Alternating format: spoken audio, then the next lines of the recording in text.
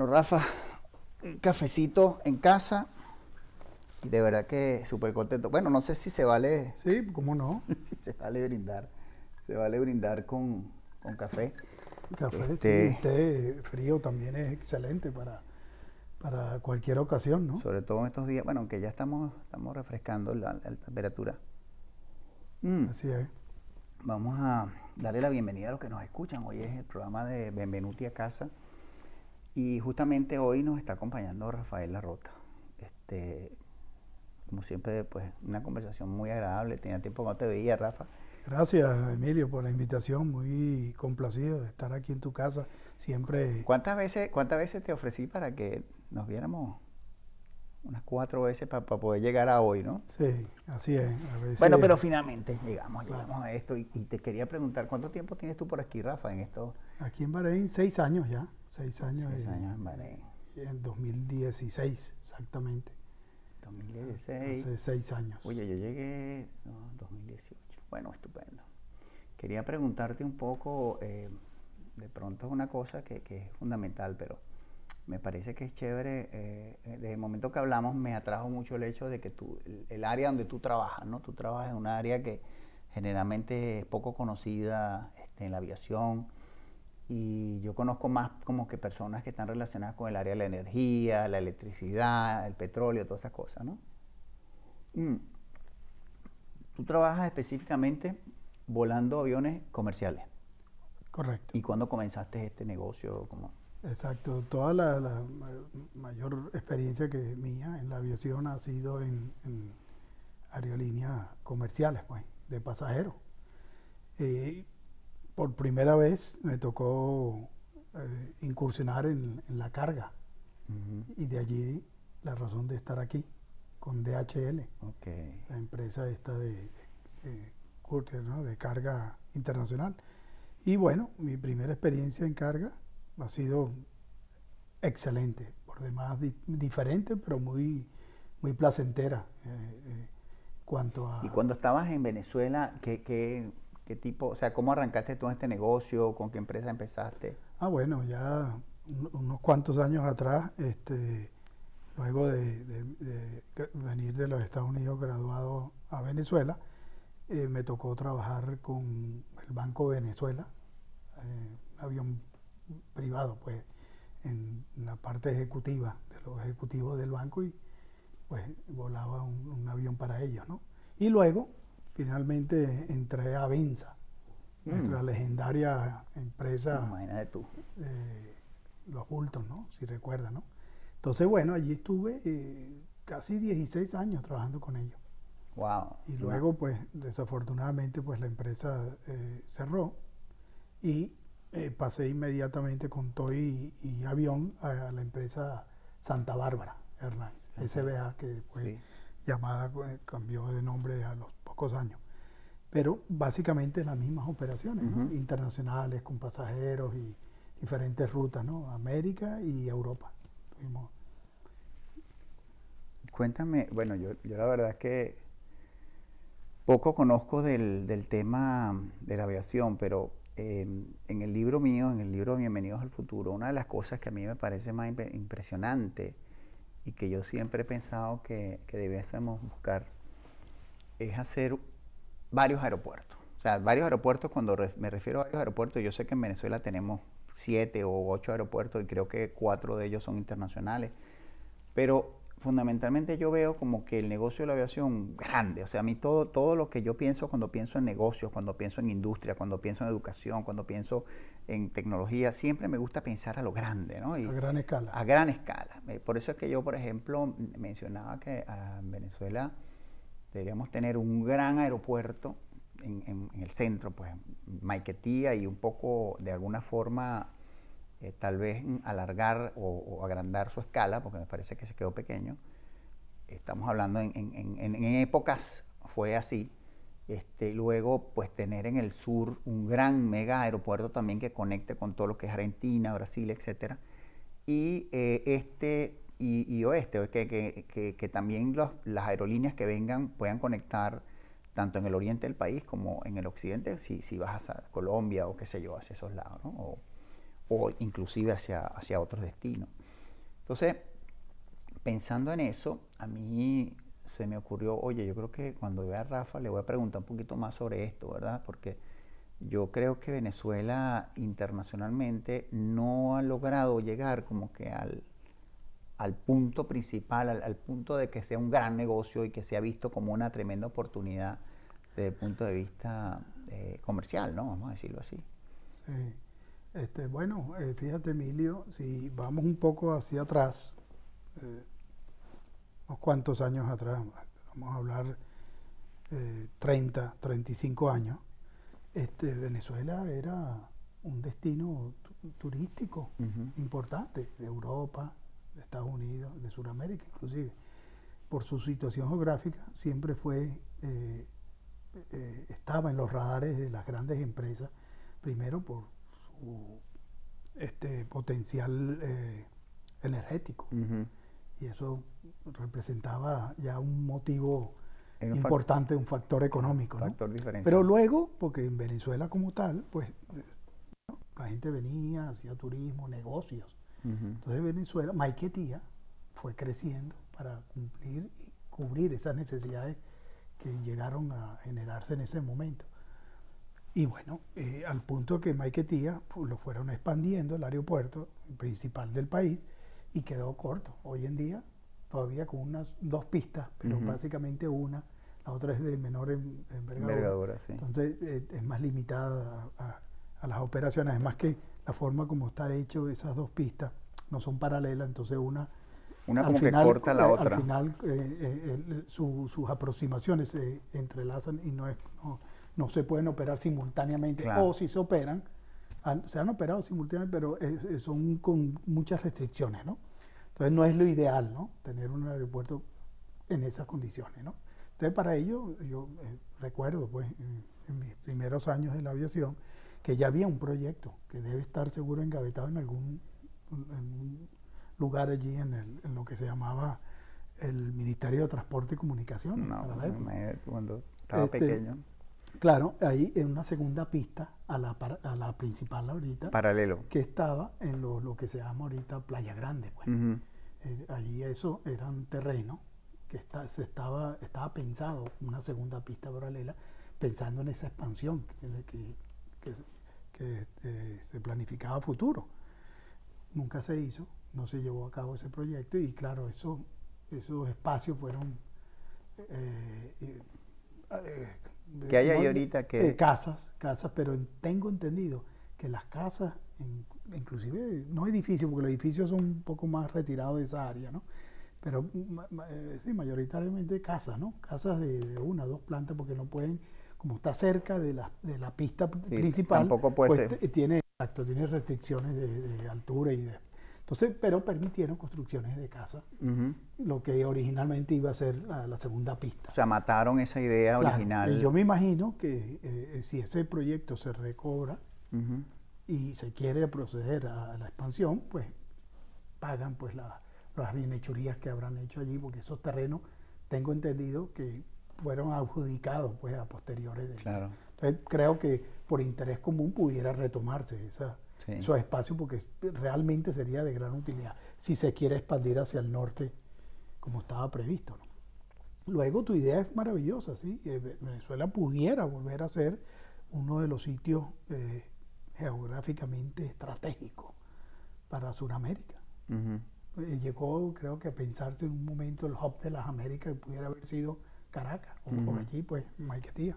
O sea, que tú pudieses conectar Norteamérica Claro, entonces la idea era, por su situación geográfica y sus beneficios energéticos, combustible más económico, eso era un aliciente negocio para enlazar esos vuelos de Europa, haciendo escala allí, repostar combustible y seguir a Sudamérica. Y lo contrario, también con más beneficio inclusive, porque viniendo de Sudamérica, muchos de esos aeropuertos vienen de elevaciones considerables, sí, altas elevaciones de los aeropuertos, llámese Colombia o Ecuador, Bolivia, donde la restricción en peso es muy grande, y sustituir ese combustible que requerían para seguir a Europa con pasajeros era muy atractivo. Y entonces hacer esa escala Claro. para repostar combustible en O sea que Caracas y seguir su... claro, tú comprometías el número de pasajeros versus mayor combustible y por lo tanto metías menos pasajeros para poder Claro, porque tú abarcar la tenías un capacidad. límite de peso Claro, por claro. esas altas elevaciones en los aeropuertos. Estaba restringido a un peso. Entonces, claro, y tú tenías que cubrir el combustible para tu destino a Europa. O sea que dejaba de ser eficiente En porque ese tenías sentido. menos pasajeros. Claro, entonces tenía restricciones en pasajeros y carga. Ujú, ujú. Entonces, Venezuela pudiera haber ofrecido esa escala. Bueno, en algún momento se hizo, pero se pensaba en algo más grande, Claro. donde incentivases tú a esas cantidades, a esas líneas, a hacer esa escala, bien sea por los negocios que también se generan en Venezuela mismo, como aquellos que en terceros países. Sí, tú sabes que una vez yo había planteado, bueno, ya está escrito también como parte de mi libro, eso se hizo en Shanghái, ¿no? En el aeropuerto de ellos, visto que ya había colapsado, digamos, desde el punto de vista geográfico y demográfico, digamos, toda esa ciudad había crecido tanto, quedó como restringida el crecimiento del aeropuerto como tal.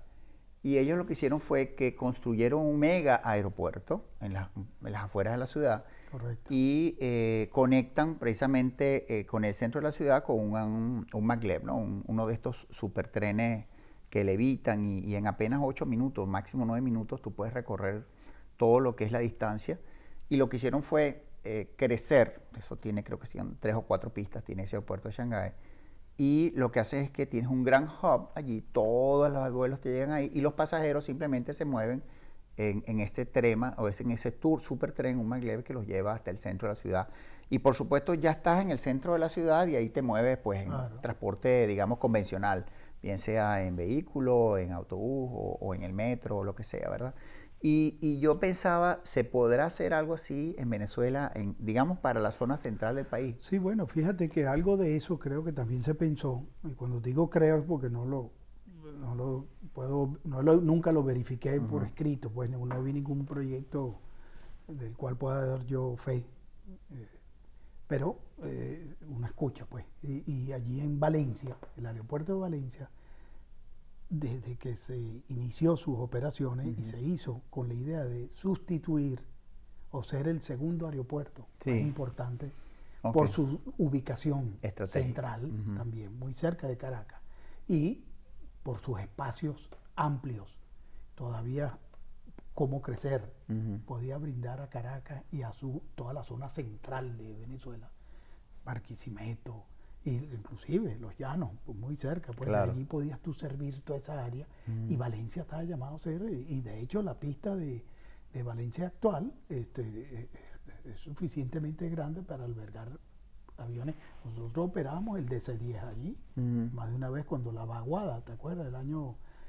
99, sí. Nosotros como Maiquetía colapsó y no pudimos servir de allí a todos los pasajeros y el público en general, nos trasladamos a Valencia y Valencia sirvió de aeropuerto operativo a Caracas y de allí, o sea que el aeropuerto, si bien el terminal también se proyectaba ser un terminal con toda la facilidad y reuniendo todas las normativas internacionales, ¿no? De la OASI.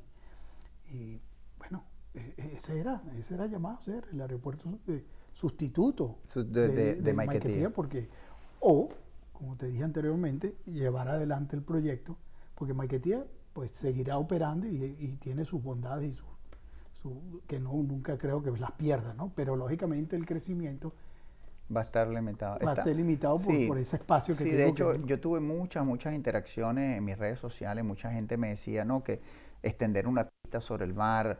Otros me decían, no, que sí se puede porque ya eso estaba proyectado, pero sí, tal ahí vez en Playa Grande era donde estaba la segunda sí, pista, sí. que me imagino que todavía se podría hacer, expropiar, y es un dinero que si es por utilidad pública, pues se puede hacer. Claro. Y yo recuerdo que inclusive tú puedes ver en el estacionamiento del aeropuerto, claro, ahí hicieron también un complejo habitacional ahorita, sí, allí, pero sí. ahí está todavía, muy pegadito. Sí, eso no era para eso, ¿no? Pero bueno, fue parte de lo que se hizo en ese momento.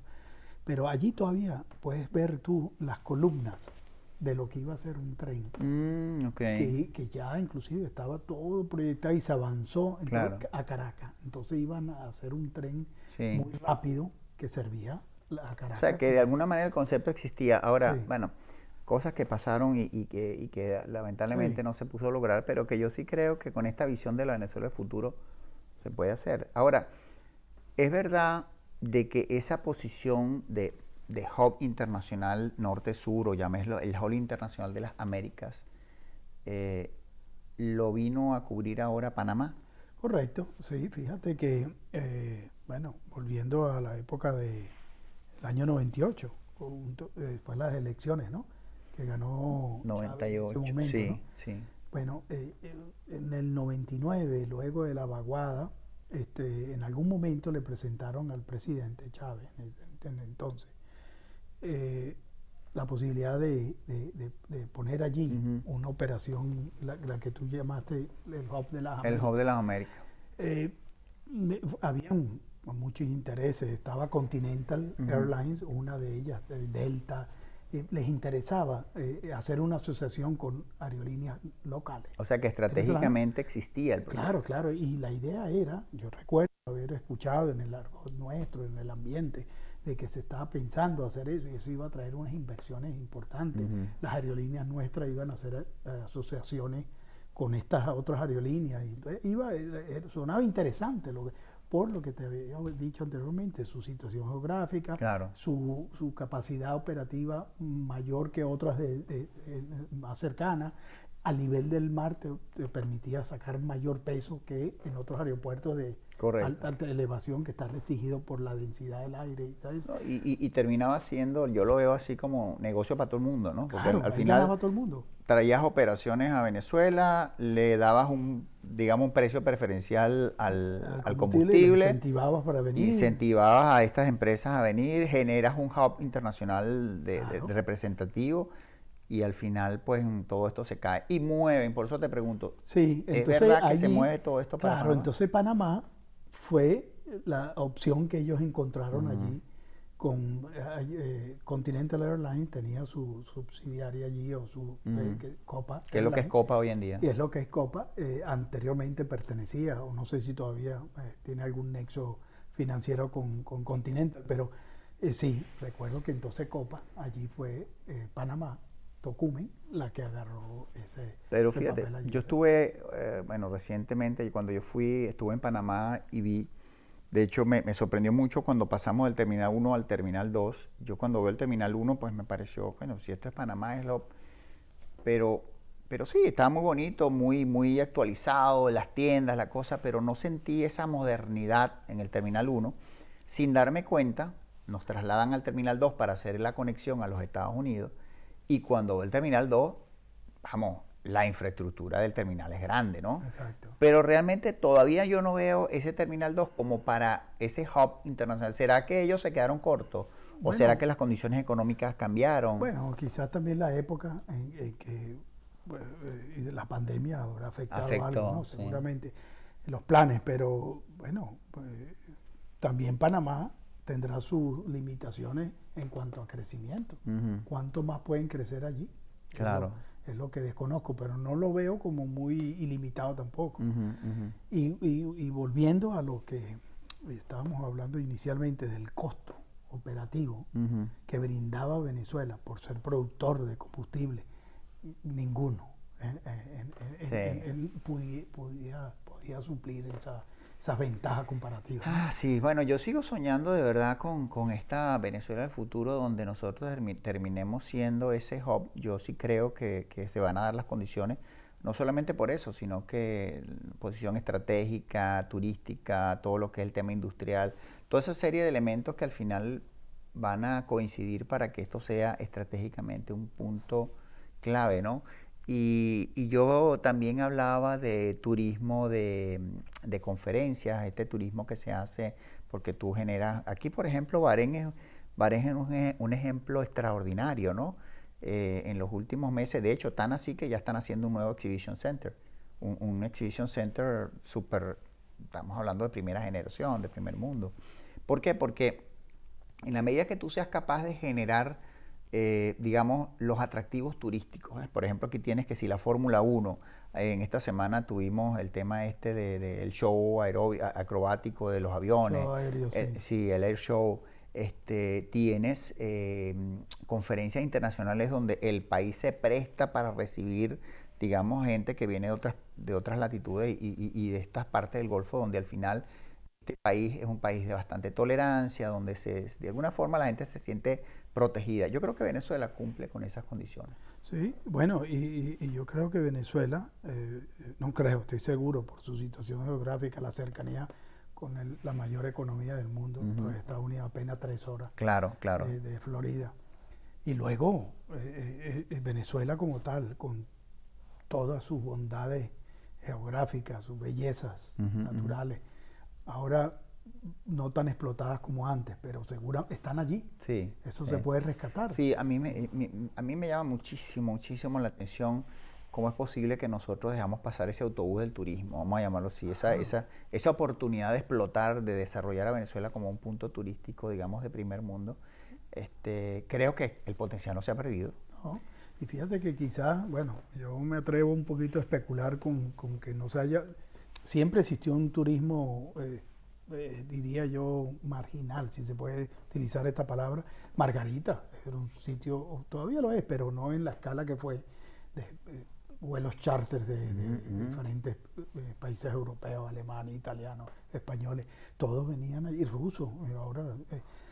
porque Margarita, bueno, la perla del Caribe, es súper atractiva, con todo y los problemas que pueda estar ahorita padeciendo Margarita, sigue siendo un destino importante. Me parece extraordinario. Y claro, y eso fue en su momento uno de los sitios turísticos más importantes. Y luego Canaima que toda la vida fue un sitio turístico explotado inicialmente por los Fulton, generando unos recursos importantes para el país, para la empresa. Eso está allí. Y estoy seguro que se está operando, pero se pudiera operar a mayor escala. Claro, claro. Y luego, bueno, las playas todas del Caribe, y Mérida, Maracaibo, o sea, los llanos, todo el turismo que se puede explotar. Y Venezuela, por su situación geográfica, se presta para eso. Sí, sí, sí. Oye, te quería preguntar porque hay cosas que a uno le parece, a mí me parece fascinante, yo que soy ingeniero y que trabajo la parte de confiabilidad, pues la aeronáutica es precisamente la cuna donde nació de alguna forma todo este tema de la confiabilidad o del CRM, como tú le dices, el mantenimiento centrado en confiabilidad. ¿Cuántas horas de vuelo o debe tener un piloto para poder montarse un avión comercial? ¿Cómo funciona eso? Bueno, claro, hay un mínimo de horas requerido para tomar un puesto como primer oficial, que es el copiloto. Antes había, cuando yo empecé, el ingeniero de vuelo, porque los aviones eran de 3 pilotos. Entonces ya ahora con la nueva tecnología ya son 2 pilotos y ya no hace falta. Lo que hacía el tercer piloto lo hacen las computadoras. Todo eso está... Entonces ahí bajan los costos enormemente, son más eficientes. Pero luego tú tienes que reunir unos mínimos requisitos que no son muy para iniciarse allí, pues bueno, tienes que tener de acuerdo a las normativas internacionales, una cantidad de 1.500 horas mínimo que se necesita para como un entrenamiento. Un entrenamiento, y allí comienzas a hacer tu vida comercial. Lógicamente, ¿qué pasa? Que los pilotos recién graduados pues no tienen esa cantidad de horas. Claro, claro. Entonces lo que hacen, entran como cadet y allí se van formando, ¿verdad? ¿Pero y qué lo pones como copiloto? Entonces, no, lo puedes poner como copiloto pero asistido, ¿entiendes? Entonces, hasta que reúne el mínimo de proficiencia. Cada país tiene una diferencia en horas que tiene que hacer, pero básicamente es una norma internacional donde luego ya ahí desarrolla el mínimo requerido para empezar a operar, porque indudablemente requieres un mínimo de experiencia. A mí me gusta hablar de este tema porque justamente cuando yo hago mis análisis en el libro, precisamente en uno de los capítulos, el capítulo 2, yo hablo sobre la formación que tiene que tener una persona para conducir una empresa. En este caso hago la analogía con un piloto de aviación. Igual. O sea, me pongo yo como pasajero y hago la pregunta, digamos, para reflexión. ¿Tú te montarías en un avión sabiendo que el piloto no está certificado? No, no, por supuesto que no. Ni de milagro, Pero, porque estás lo- poniendo no solamente tu vida, sino la de todos los que están allí Claro, contigo, ¿no? Sí, eso no debe suceder y Sí. las normativas lo prohíben, pues Sí. eso no puede nunca. Sin embargo, no me extrañaría que por allí alguien haya incursionado locamente en ese. Bueno, pero yo digo el estándar, digamos, los No, no, estándares no, internacionales son eso tan es rigurosos, estricto y ¿verdad? tienen que- y todos, Y lo- claro, la analogía, perdona que te interrumpa aquí porque me parece interesante, la analogía que yo hago es porque yo digo en esa, digamos, analogía, piloto de avión, conductor de una empresa, presidente de un país, ¿cómo es posible que a veces permitimos en nuestros países, especialmente, pues estoy hablando de Venezuela, porque digamos es mi caso de estudio, es donde yo desarrollo mi obra, cómo es posible que nosotros permitamos que gente no preparada lleve al poder? Estás conduciendo un país de 30, 32 millones de personas con la economía, con todo lo que tiene que ver sus instituciones públicas, con todo lo que tiene que ver el futuro de esas personas, y lo estás poniendo sobre una persona que no está Así es. certificada o preparada, ¿no? Correcto. Por eso a mí me parece que es interesante desarrollar ese tema de la educación, la formación de los líderes, ¿verdad? Para que estas personas de alguna manera se sientan capacitados y que tengan sus horas de vuelo. Ah, claro. Que cuando tú te montes ahí en el coroto, o en el avión, en este caso en el... Sepa que está seguro sepa, que vas con una exacto, persona, y un tú- comandante y- que lleva, que va a exacto. llegar con seguridad de un Tú lugar a tienes otro. un destino, sabes a qué velocidad, qué paso vas a ir, sabes si hay una turbulencia, qué es lo que tú tienes que hacer, porque Exacto. para eso ustedes tienen, Claro. digamos que ¿cómo se dice? Unos planes de vuelo, tienen unos protocolos de seguridad, una serie de Claro, cosas. y los entrenamientos recurrentes a los que Exactamente. estamos sometidos los pilotos en forma semestral. Imagínate tú, es lo que garantiza de Claro, que la operación se haga lo más la operación seguro es posible. segura, confiable. Entonces yo creo que al final, de alguna manera esto es clave, y por eso es que le doy tanto interés y tanta importancia al hecho de la formación del liderazgo, así como el piloto es el líder en ese momento del crew, del vuelo como tal. Eres el responsable, no solamente desde el punto de vista de lo que es la cara visible al público, sino también de las 300 o no sé cuántas personas que puedan haber en el avión. Pueden haber hasta 500, 800. Sí, Estos señor. aviones inmensos como Sí. los 380. Sí, sí. Son aviones que pueden llevar hasta 800 personas ¿no? en su máxima capacidad. Sí, y configuración, ¿no? Que Sí. la cambia según el interés operativo de las aerolíneas. Pero sí, es lo que dice. Debes tener un conductor con el mínimo de experiencia para que esto se lleve eficientemente. Claro, claro. Aquí no se puede inventar. No, para Aquí nada. Esto, Tiene que y tener- igual es en el campo tuyo, ¿verdad? Idéntico. En el mundo del petróleo, en la energía, tanto lo que uno llama upstream, o sea, desde la producción hasta lo que es refinación, tienes que tener todo bien controlado desde el punto de vista de seguridad, desde el punto de vista de la planificación de los trabajos, desde el punto de vista de cuál tipo de herramienta vas a utilizar. Porque tú no puedes darte el lujo de fallar, porque de eso depende tu vida y todo lo que llamamos el asset, pues el recurso, el activo que tú tienes. Claro. Bueno, Rafa, yo te voy a dar las gracias. Vamos a vale, ver un si placer. te invito para otro día para que Por conversemos también. supuesto. Siempre a la orden, Emilio. Gracias. Vale, chévere. Bueno, benvenuti a casa.